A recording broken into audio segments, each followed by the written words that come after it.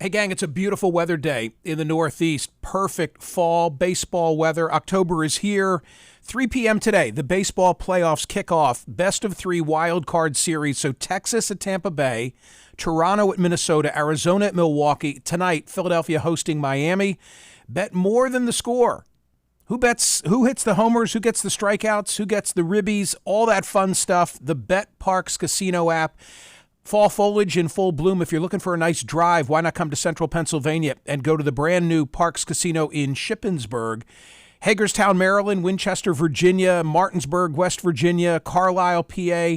It's all happening close to the capital in Harrisburg. The all-new Parks Casino opened in Shippensburg less than an hour from our state capital. 48 live dealer electronic table games featuring blackjack, roulette, and more. All the fun stuff is in Shippensburg. Visit parkscasino.com. You've got to be 21 or older for the casino. Gambling problem, call 1-800-GAMBLER. Ladies and gentlemen, more headlines now from the Tuesday edition of the Smerconish.com newsletter. First of all, you're all welcome. Yeah, that's what I want to say. Is that what you want to say? Yeah, you're all welcome. Oh, you're so welcome. Because I was so ahead of the curve yesterday. Geez. Oh, yeah, thanks a lot. By taking you down a rabbit hole on naked attraction. And no sooner did I get off air yesterday than I saw that The Hollywood Reporter was leading with a story. We linked to it at Smerconish.com today on this hit TV show imported from the United Kingdom, causing a bit of controversy as well. I saw that Drudge had some coverage linked to it. Like, everybody is buzzing about naked attraction. Mm-hmm. Well, you can't unsee it once you see it. Let's just put it that way. Okay, so you watched. I did. And what did you think? Okay, so I think First of all, the premise. Okay, so the premise of it's a British show, and Right. it has now been brought over to the United States, and it is streaming on Max. So it is full nudity. You have to, I just need to really, really drive this point home. It's not just a little nudity. It's not just a fleeting nudity. No.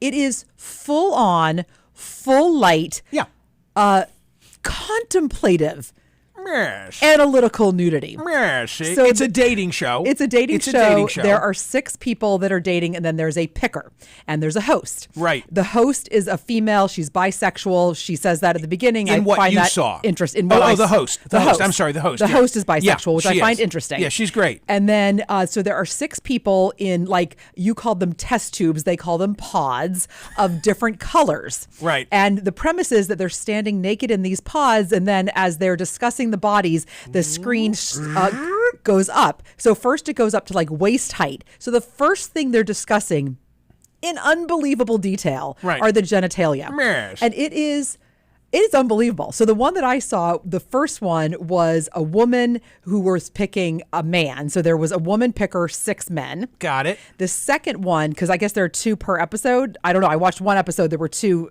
pickers. The second one was took a one picker. for the team, TC. Was a picker choosing a man or a woman. So there were 3 men and 3 women. Sure. Right, sure. So, and so, but then there's also a twist. There's a little twist. Once they get down to 2, so they eliminate. Then the picker gets down to 2. Then the 2 step out of the pods fully naked. The picker gets naked. So I watched an episode last night.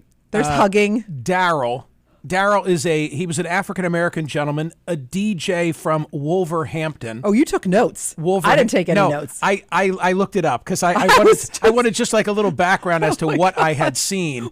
And I think I need a little background. It was Daryl and 6 women. Yeah. I think they were all Caucasian. He got down to the last 2. One was very heavily tatted. There are a lot of tattoos in mine, too. There's a lot of ink. There's a lot of ink in this show. And by the way, the pickers have said what they like. Yes. So if they like someone who, again, is more curvy or is more lean or has tats or whatever, and by the way, try and serve it up. These are not supermodels. Let me just say that. No. These are not supermodels. No, I got don't every know. shape and size. I don't know where. I mean, the woman that he picked last night, spoiler alert, he went with the tats.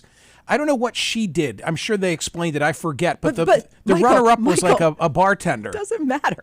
Huh? That's not the point. Sure it does. The point is not what they do. Sure. I'm trying to flesh out the show. Are you trying to? The whole point of the show is that we're choosing based on literally the body. And when I say the body, and I mean, I know that never happens in the real world. Ha! Would you be interested to know that the TV show has been exported already to Germany, Denmark, Italy, Finland, Norway, Poland, Russia, Sweden, which have made their own versions? Oh, geez. So the executive producer is Daryl Olson, and in the Hollywood Reporter, he's interviewed. And first of all, it says this, and TC did a nice job of summarizing. For the uninitiated, Naked Attraction is a British dating show where a picker selects between 6 fully nude contestants who are gradually revealed from the feet up, and then they embark on a clothed date. While it first premiered in the UK back in 2016, the show made its US debut only recently on September 20, when all 6 seasons were added to Max. Last week, it topped Max's top 10 shows list. So now the executive producer is questioned about the experience of doing the show in the UK and what it means now to bring it to the United States. Question: what's it been like for you and your team seeing the response? What's happening in the United States, he says right now, is just like what happened in the UK 6 or 7 years ago. You've got the, I can't believe this is on screen, shock and outrage, mixed with, this is quite amazing. The show isn't for everyone, but everyone is interested in it. And then further along, has there been interest in a U.S. produced version? And he said that, yes, there has been, but they will not accept a watered-down version. So, quote, if a streamer or a network said, let's have everyone wearing underwear or they're topless or whatever, that's not honoring the show. They're not interested in that. They're not interested. And they're interested. I actually read that article as well at Smerconish.com. And I found it interesting that they really want to push the envelope. I mean, they want to do trans. They want to do someone living with HIV.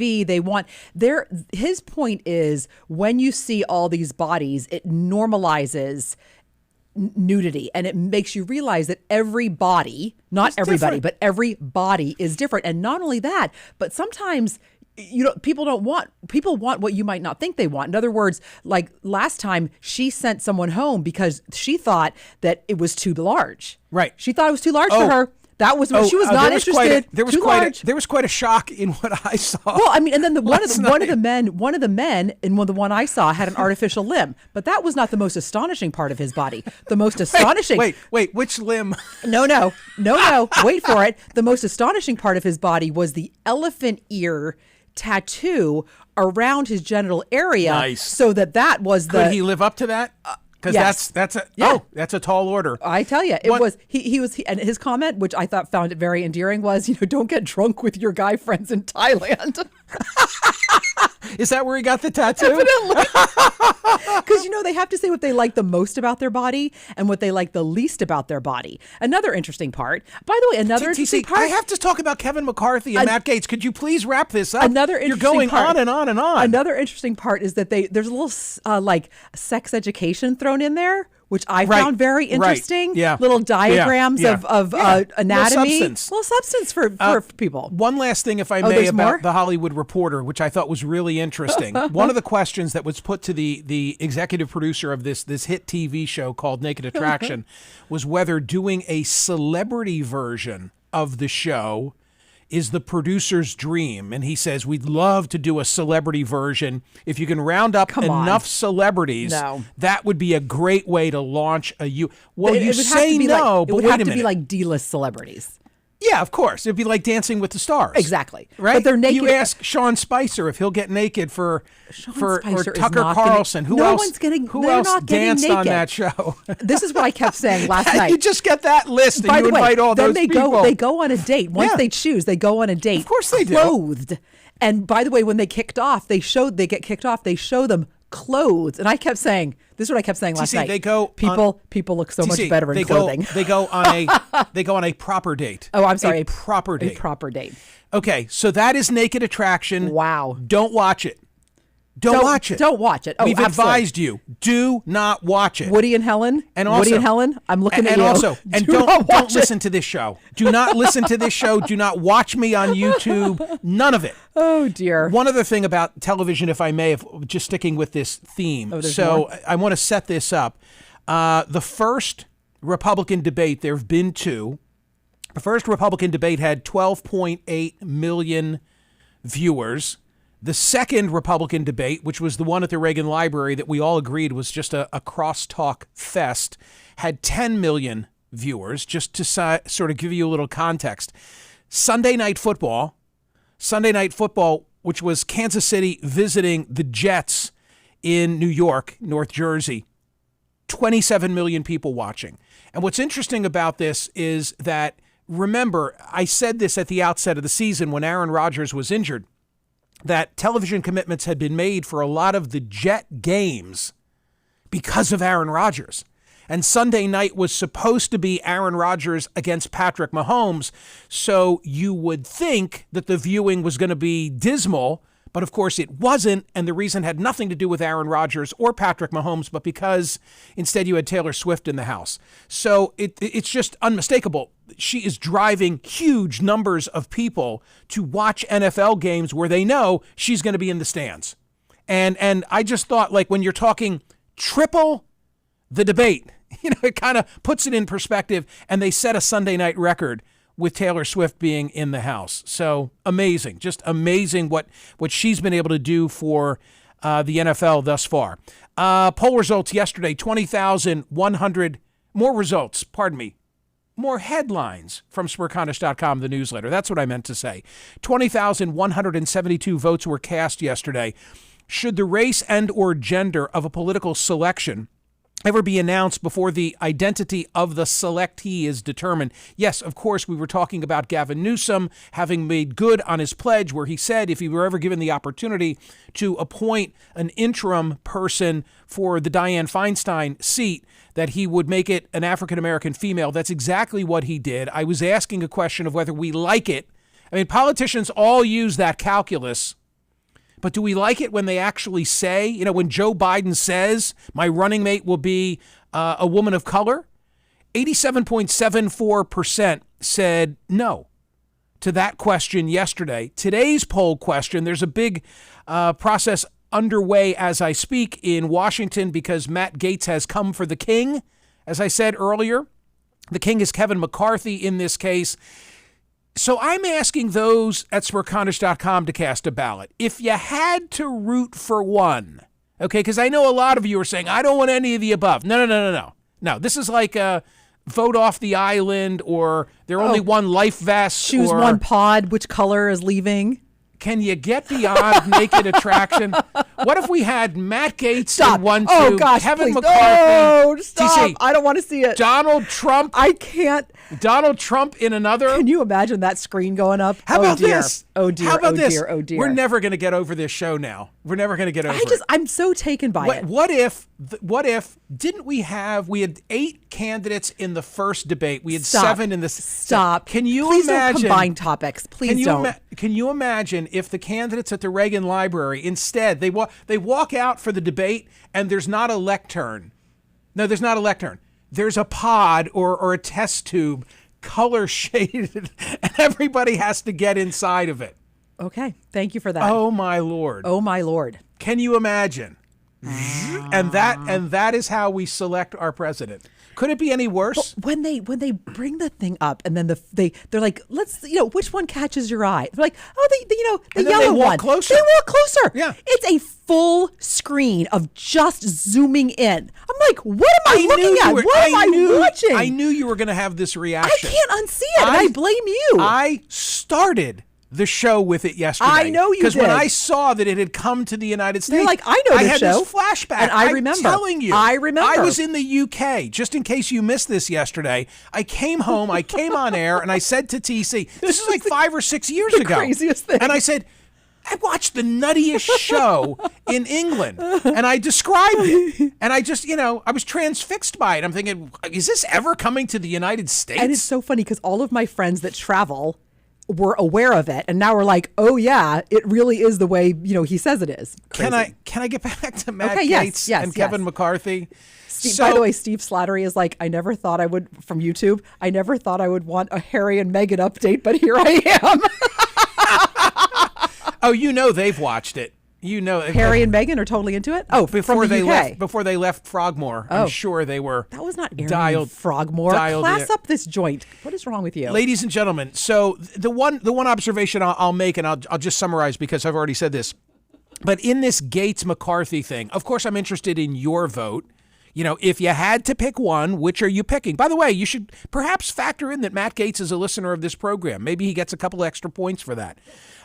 It's not so much who you're voting or selecting, and it's not so much what the Republicans are doing today. It's what are the Democrats doing? Because traditionally what happens is that the minority party, remember, the minority party in this case, Democrats, because Republicans control the House, typically the minority party, they just vote against whoever the majority party are putting in. Do you remember when it went in January to 15 ballots?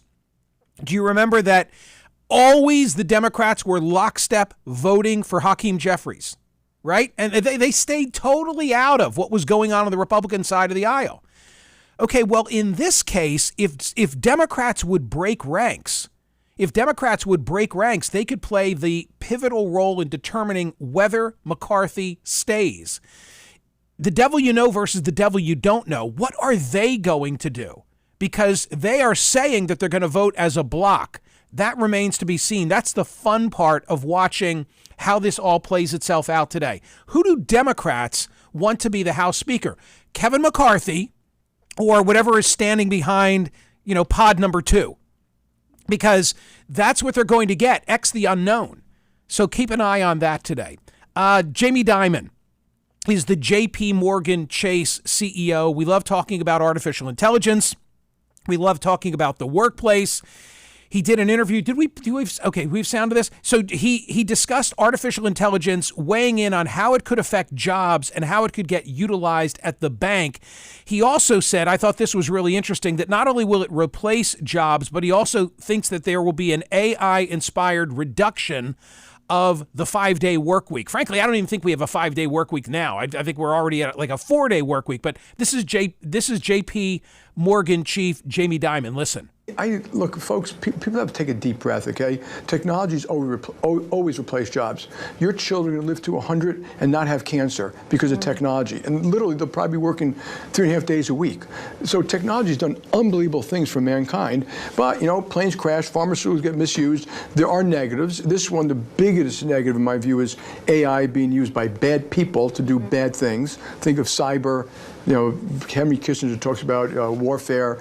But the fact, and I do think, eventually have legal guardrails around it. It's kind of hard to do because it's new, but it will add a huge value. And, for J.P. Morgan, if it replaces jobs, we hope to redeploy people. Your children will live to 100. They'll not have cancer because of technology. And literally, they'll probably be working 3.5 days a week. Amazing, right? To think about that. Good news. Charlotte Senna, the 9-year-old girl abducted from a New York park, was found safe inside the cabinet of the suspect's camper. She's alive. I must say, I heard some of the description yesterday. The perception is these kids don't get found. Thank God.